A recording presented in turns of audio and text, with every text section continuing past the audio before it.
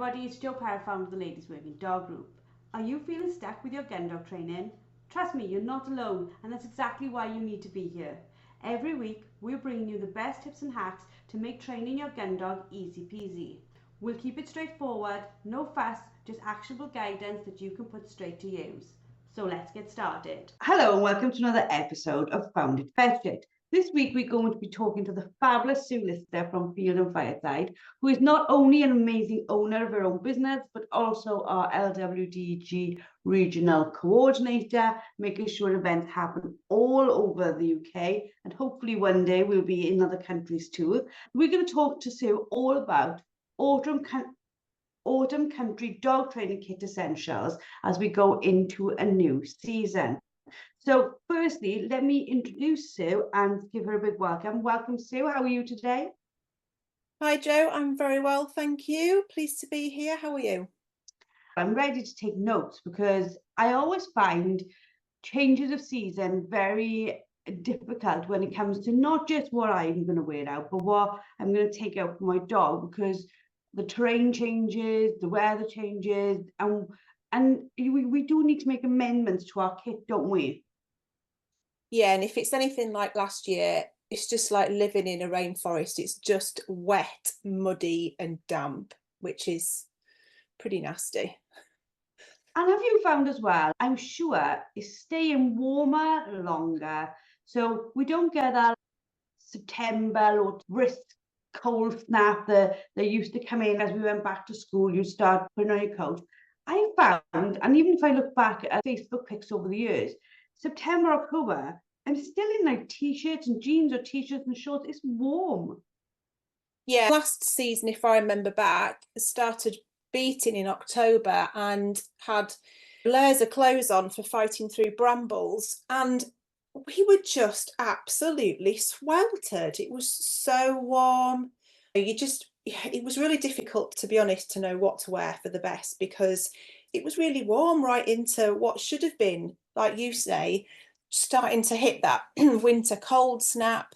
I think I got one day out where it was -5 and it was lovely and crisp and the ground was hard. But apart from that, it was just hot and wet and muddy for months.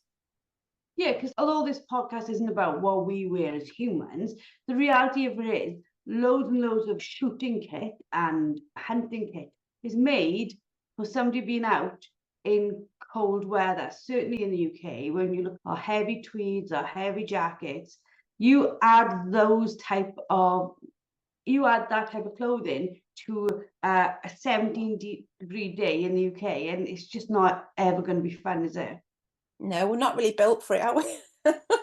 With the gear, and we're just not used to it. So whether that will now be the norm, people are saying it will be. It's only going to get warmer and wetter. I don't know if we'll really, going forward, get those really cold, deep sort of freezing winters again. But And for our dogs and our training kit, I found definitely like the change of weather, and certainly like from, I think in Wales, it rained from October till about 2 weeks ago.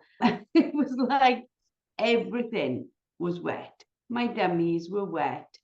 Leads were getting wet. It was just miserable. So let's talk a little bit about things like, let's start with like leads and collars. What are our options for our dogs when we're trying to take them out in an autumn environment which is wet and warm and muddy?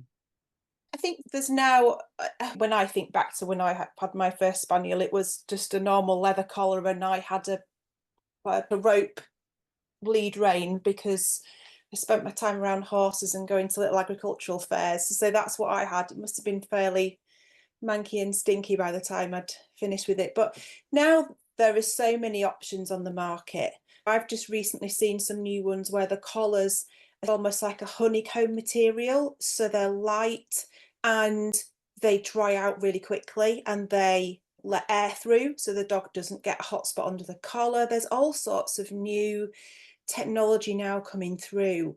Biothane is great for autumn winter because as we know, it's wipeable, so you don't have the trouble all the time of coming home with a muddy, stinky lead that you've got to wash and then wait for it to dry. So yeah, there's lots of products now coming on that it probably means you've got different products possibly in autumn, winter, but at least you've got then choice, something that's a bit more robust. There are options out there, like you just said, for us to wipe things down and keep things tidy. But what about things like, I found this already, in the summer, we are very good with poop bags and poop in getting it, not keeping it in our car, but we're very aware and very conscious of how warm it is. Going into autumn where it's staying like that, are there things where we can put our poop and poop bags into to keep control of the smell? And again, it's just keeping things clean and tidy. Yeah, there are quite a few products now on the market for the old poo bag storage, so you don't have to stick it in your pocket or in the back of your vest where you then forget about it and find it weeks later. I think we've all done that. Yeah, there's some neoprene bags that you can have that are pretty good at keeping the smell in. They're really effective. They're waterproof. You can attach them to equipment you've already got or pop them on a strap. They come in different sizes. They're really useful. Like I say, they're really good at storing poo bags till you get back and keeping the smell in. But yeah, it's just one of those things, isn't it, where it's just remembering to dispose of them when you get back and not leave them in the boot of your car. What about things like, because as we go into the season, we go from like training where maybe we're in one field to walking miles with our dog over a large range of different terrains, maybe terrains that the dog's not used to, maybe areas of the country the dog's not used to. So what other things could we be taking with us that make sense as we're going into like autumn? Yeah, I think really it's that thought of, I think our dogs are capable of doing so much, and they've got lots of energy and they will go for walks and walks for miles for us. But if you're going somewhere, particularly if you're traveling or you're going to stay somewhere different, or you're doing something over those autumn winter months that's different to what you have been doing in spring and summer, be that going hiking or mountain climbing, or you're going to start working the dog, it's having that thought beforehand of, is the dog ready? It's okay for you, you're going to put some big heavy boots on and you've got the kit for that activity, but we sometimes forget about the dog. There was a story recently in the press, I think the owners shared it really just for awareness because they were horrified that the poor dog was in pain, but they'd gone climbing, they'd scaled a mountain, it was full of scree and loose rocks, and the poor dog had all the skin scraped off the bottom of its paws, and they had to get mountain rescue out to rescue it because the poor thing couldn't walk. And they obviously did, it's not something they did on purpose, but it's just that awareness of, if your dog has been mainly training and walking in parks on grass, and then you're going to do something different, it might be that dog's not ready to do that activity. So either build up slowly to it and improve fitness and improve their ability to do that activity, or think about getting some kit that will protect them. So you can now get some really cool like boots that you can put on the dogs that have got protection on the bottom of them. Just make sure they're comfortable wearing those before you go and do that activity, because they do look quite comical when they first put them on and they walk a bit weird, but they're really cool. Again, I've seen some of those recently that are brilliant. They fit really well, they don't fly off, and they're designed for activities like that. And again, if you're going to be perhaps working your dog for the first time, if it hasn't ever been out in the field, then it's again that forethought of, is its fitness there for a start. You need to build up to that. It's no good expecting it to just work a full day if the fitness isn't there.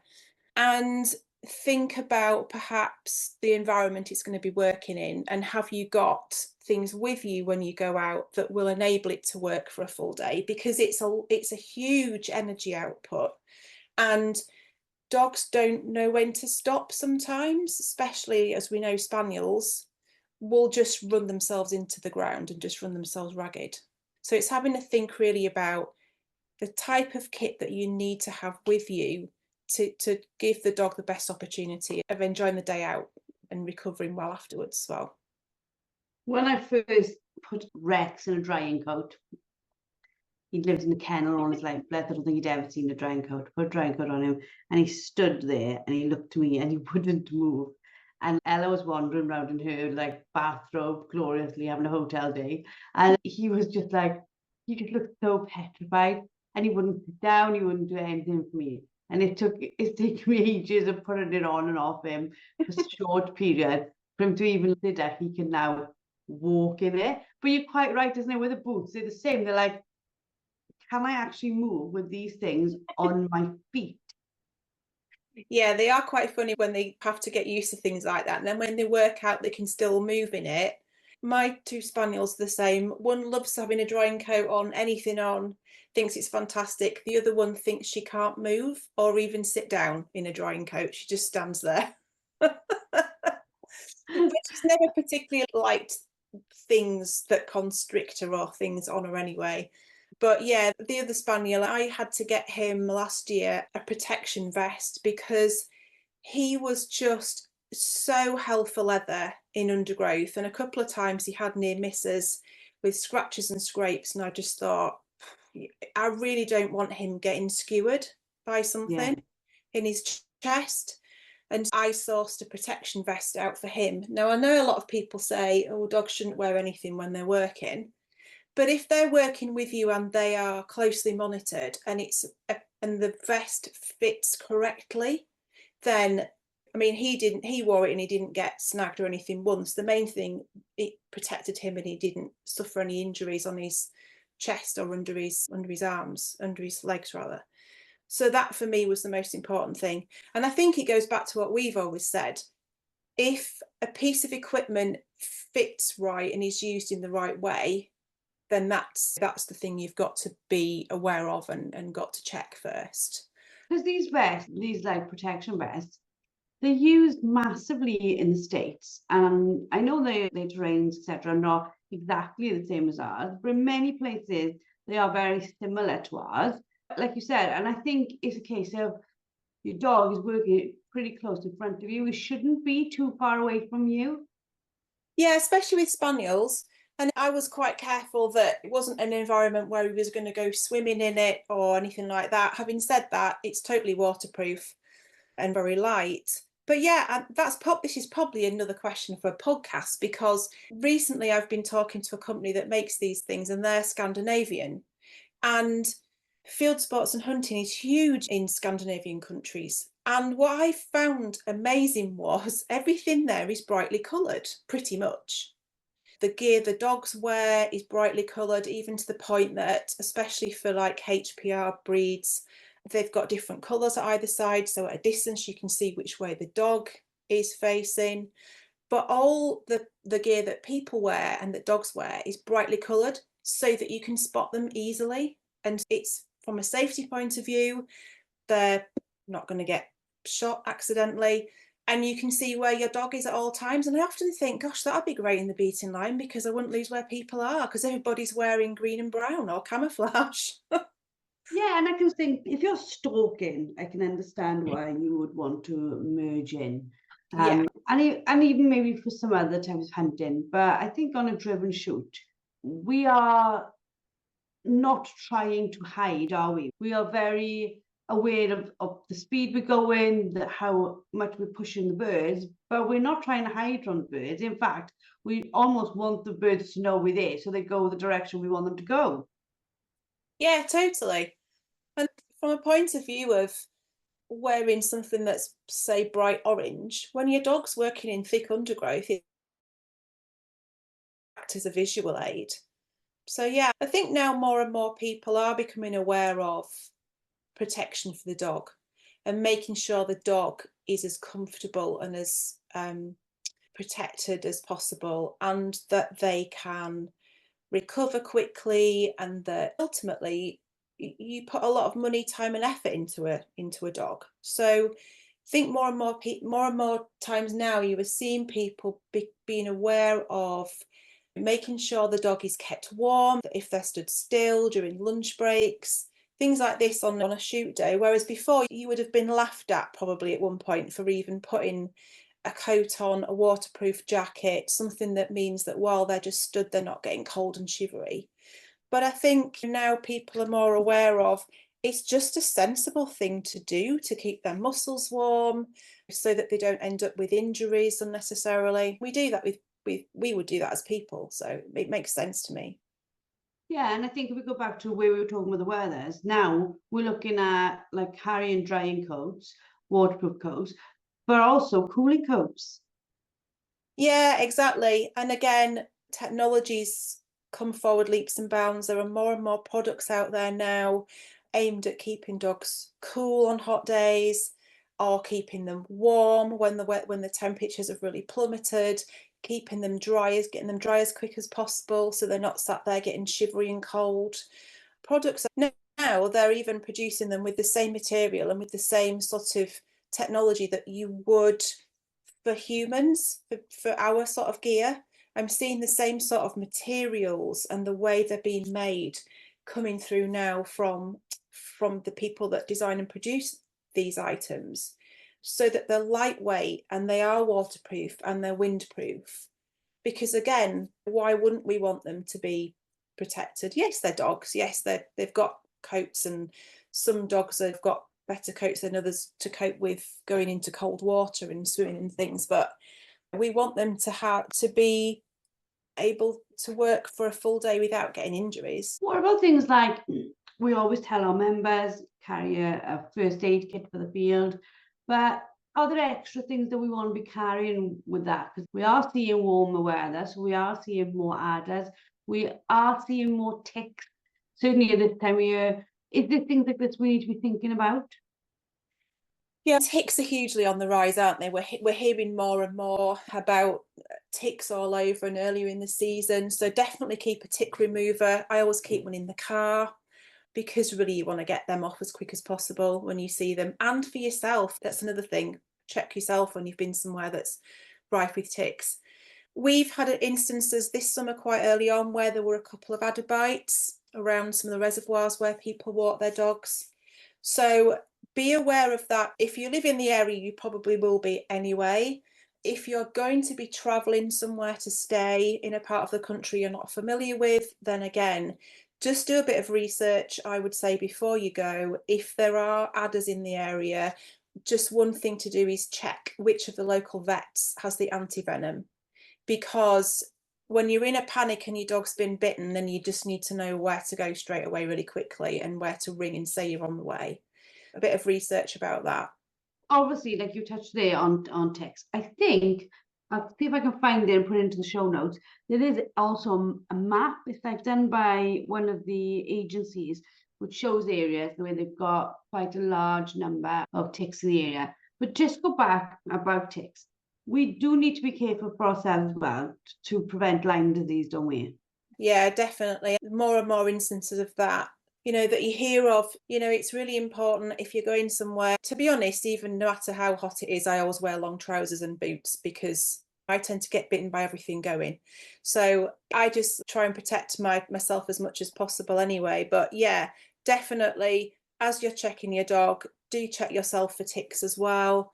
The other thing that dogs tend to get, obviously, throughout the summer as well, perhaps, is stings. So a lot of people I know carry Piriton with them.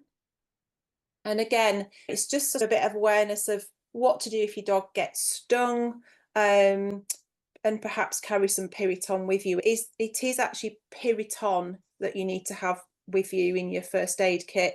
And if you're not sure, just check with the vet what the dosage should be and what they recommend. But yeah, usually a dog will get stung at some point in their life because they do tend to try and chase bees and wasps.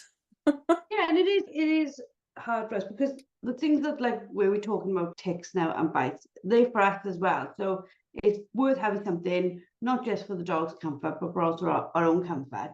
And when we're looking at things like ticks and Lyme disease, a friend of mine recently has been in hospital with like it can get as severe as like inflammation on the brain and the Yeah, spinal cord. And people don't realize that the ticks can be that much of a danger to us as humans, but just like knowing what you're looking for. You're looking for it's like a bite mark that looks like a bullseye to begin with. Then that turns into things like fever, muscle, joint ache, things you might think, oh, I've picked something up, like a cold or a fever, just check yourself over, look for that like first initial bite position or the bite mark. And also, like, it gets worse, looking for things like having a severe headache, feeling like arthritis, particularly in your knees, everything's feeling swollen, the rash expanding out from the normal area, things like heart palpitations, just all these things. If you're not sure, go see the doctor, because if it's identified early, it can be treated, but it's still a long time to recover, isn't it? Oh yeah, long time. Again, like you, a friend of mine had it and ended up in hospital, and yeah, it's a horrible thing to get, and it causes real problems and stays around in your system for a long time. So it's really unpleasant. To be honest, with the dogs, yes, you'll probably see them and just pick them off. But yeah, with yourself, it's to be really careful about them. And like I say, if you are going to a high-tech area, just think about wearing some clothes to protect yourself while you're there. But the map would be really good to get up, Jo. I think that's a really useful thing to have. I'll definitely find it, and we'll put it up. We'll put it up in the members group as well. And just for things for people to understand, Lyme disease can affect dogs as well. So it can lead long term to, not to scare people, to things like kidney disease, more severe symptoms. So it's not easy to find the bite mark on the dog. So just looking out for it, but then looking out long after you've seen the tick, what's happening with your dog afterwards? Are they seeming to be a little bit down, a little bit like the things we see in humans that humans can sort of vocalize? Are we seeing them in our dogs? But obviously maybe not thinking just the dogs off, and again, just take them to the vet and make sure. Talking about, so we've talked about ticks, obviously, and your company, all the things that we about, like tick removers, first aid kits, they can get these all from you, can't they?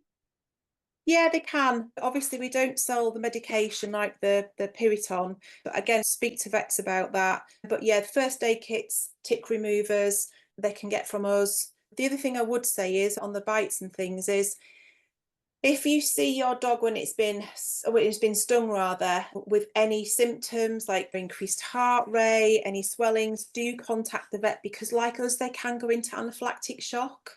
So it's just things like that to be aware of. I would always recommend, if you've got a dog, do a basic first aid course. There's plenty out there. It's just the awareness of when something happens, knowing what to do, or at least knowing what to look out for and when to ring the vet. And if in doubt, ring the vet anyway, but especially if you're away from home, knowing what to look for, and just having some essentials with you in terms of a first aid kit. I always keep one in the car, a human one and a dog one, to be honest. It's just always in there.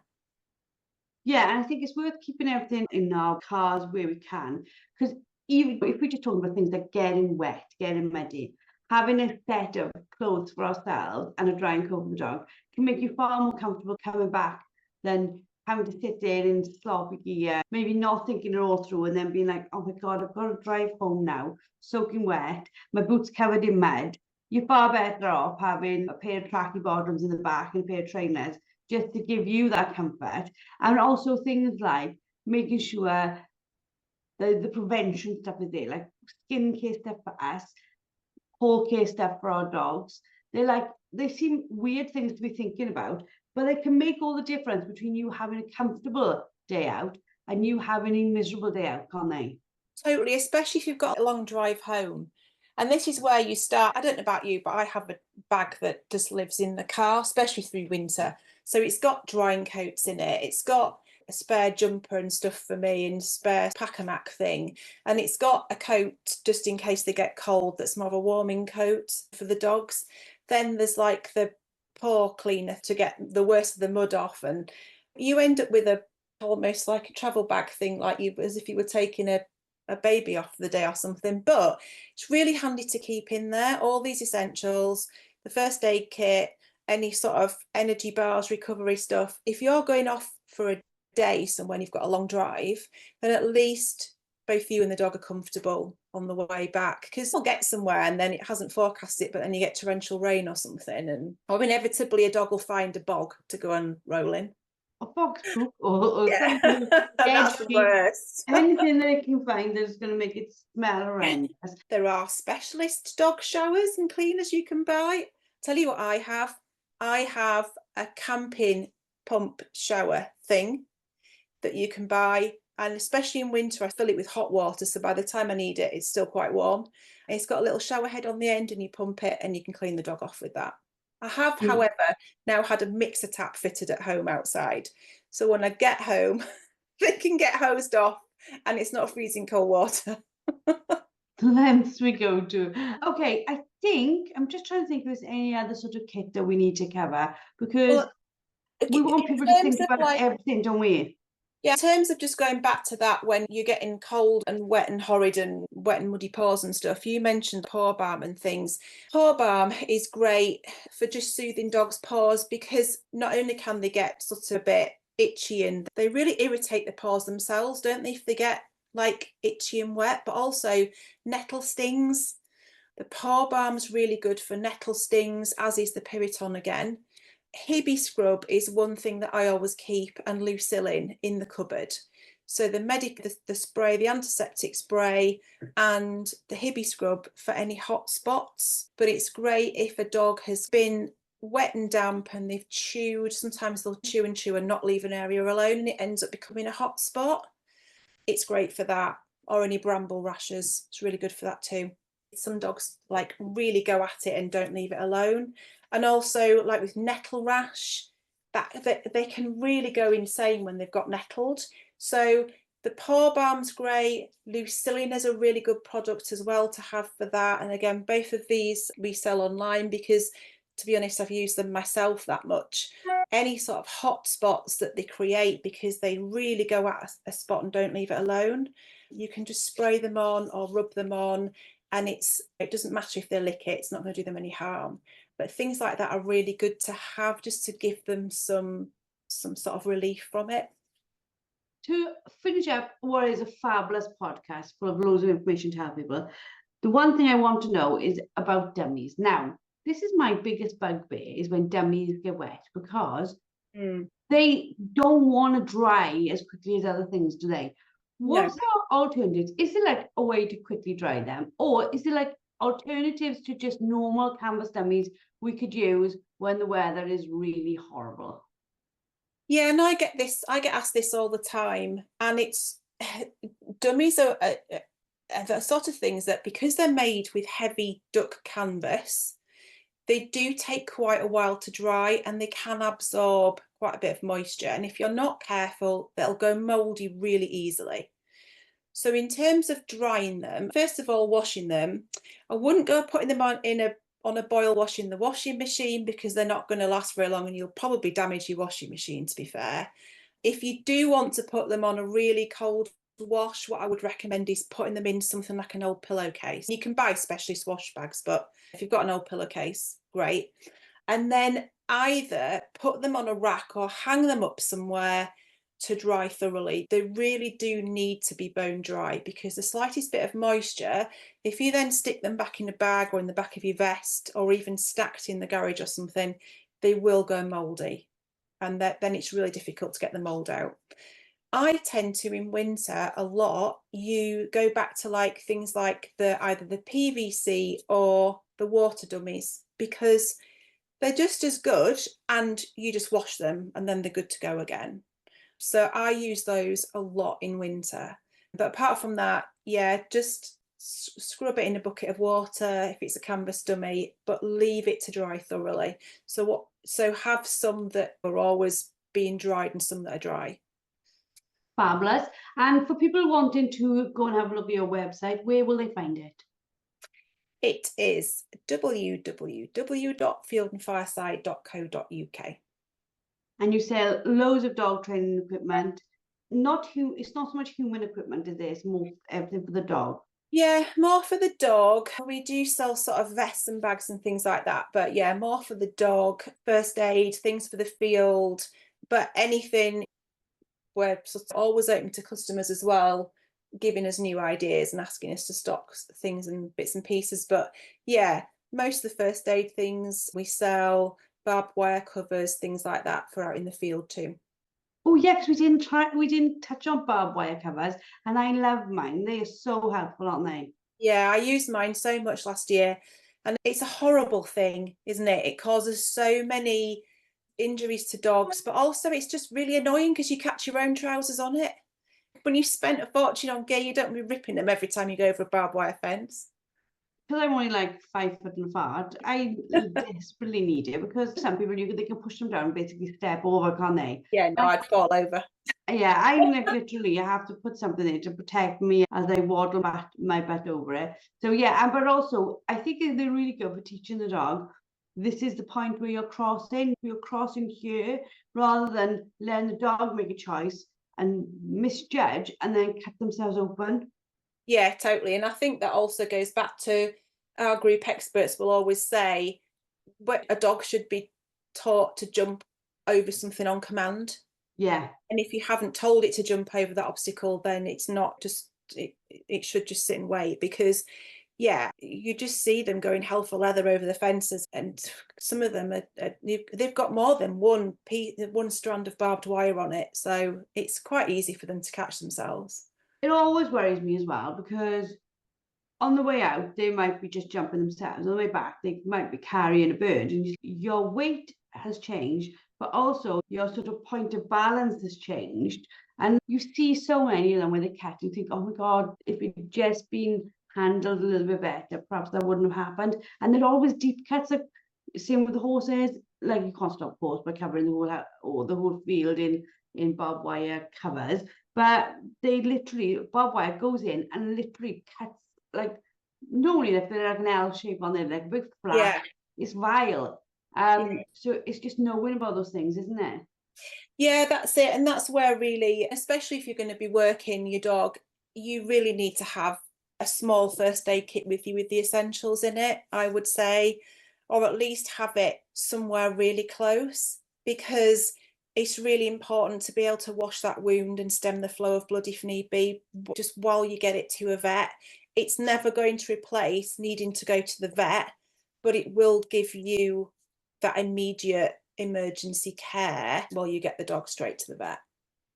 Fabulous. Thank you for joining us for another amazing podcast episode. For anybody who needs any help thinking about what can I do as the weather changes, please just contact Sue. She's fab. She'll help you. The whole reason she set up her business was to provide people with a place they could go and ask loads and loads of questions.